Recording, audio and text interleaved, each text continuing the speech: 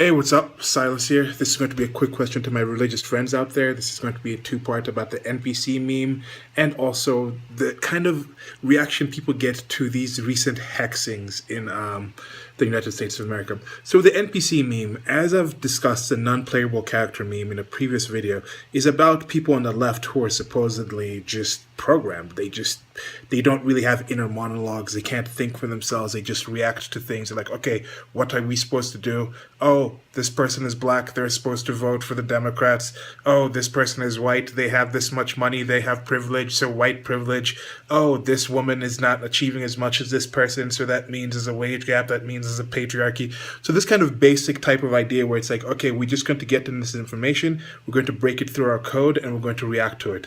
And the kind of thing is like in a role-playing game or in video games, you have playable characters where you're controlling and then you can actually go talk to somebody else who may be a playable character that somebody else is controlling. So they can do all sorts of different things. You're not really going to realize, okay, what exactly is this person supposed to do?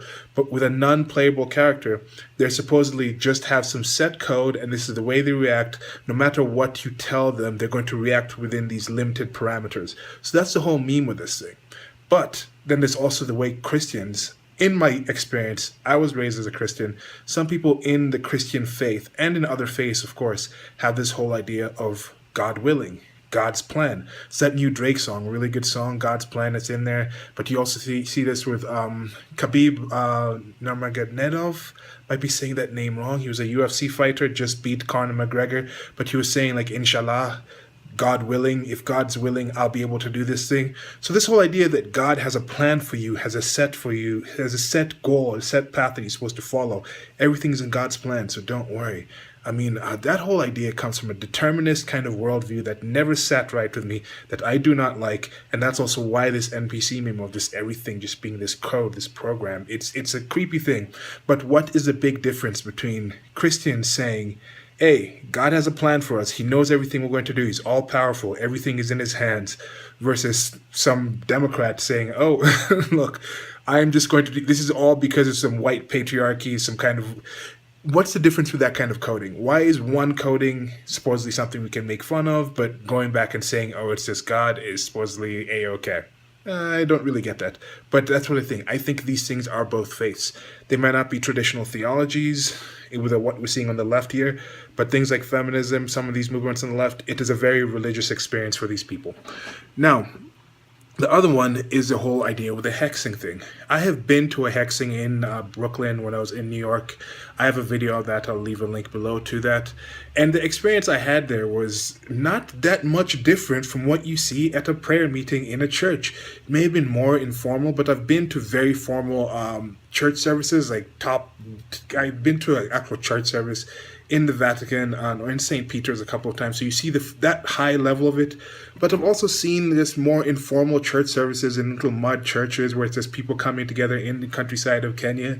So I've seen a wide range of different experiences. I've seen people just have prayer meetings at their homes or just at a random building where they just come together. And they have this whole idea where they pray for things for themselves and also pray for other people. If somebody harms them, they often say, I'll pray for you. That means I'm going to pray to my higher power to intervene in your life on my behalf in order to make you a better person in my point of view. They do this. And even a simple thing of, let's say we're both applying for a job. I'm applying for a job. Somebody else is Christian. They're applying for a job. They go home. They pray to God and say, may I really get this job? Even if they don't mention me directly in it, if their God actually can intervene and give them the job over everybody else applying for that job, then they are praying for a reduction in the psychic benefit and psychic profit of everybody else praying for that job. So if somebody is praying for a job and their God can give them that job over me, that God has taken something away from me. So this whole idea that it's something worth mocking or it's a sign of civilization crumbling down because we have these few people in Brooklyn or in New York or wherever they may be praying to some kind of God to hex them, and no, that's what they do. And even at that meeting, we read from the Bible. They're just doing that kind of thing where a hexing spell isn't a situation like a binding spell, at least in their belief system, in the way they look at it. It's a situation where it's like, I think this person is being harmful. I'm praying to higher powers to rectify this thing, and then that person can go back to where they were at. That's the same thing when people say, I'm going to pray for you. You do something insulting, oh, Jesus still loves you. Like, I'll pray for Jesus to come and intervene in your life. They do that thing all the time. So this whole kind of back and forth of people being like, oh my God, I can't believe the hexing is happening. Or, oh my God, you guys are NPCs, you just programmed. Meanwhile, you're taking your kids to church from the time they're 1 or 2, indoctrinating them into a belief system and saying programming is wrong. So that's it for this video. As I said, there's going to be links below, but just one last thing. Have you guys ever been to a place that has a different belief system, or a belief system that you completely disagree with, or at least you just thought, no, this is completely bunk, this isn't actually something that's going to happen? Because with the hexing thing, I didn't really go there thinking, oh, they're going to turn me around, I'm going to walk out of there as a Wiccan.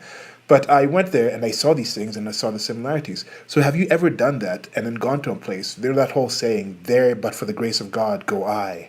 You know, do you go there and you realize that, hey, actually there's just 1 or 2 things that are kind of different here or there, that if they actually saw this from a different point of view or just changed this 1 or 2 things, it could have been something that fits into the belief system that you believe in.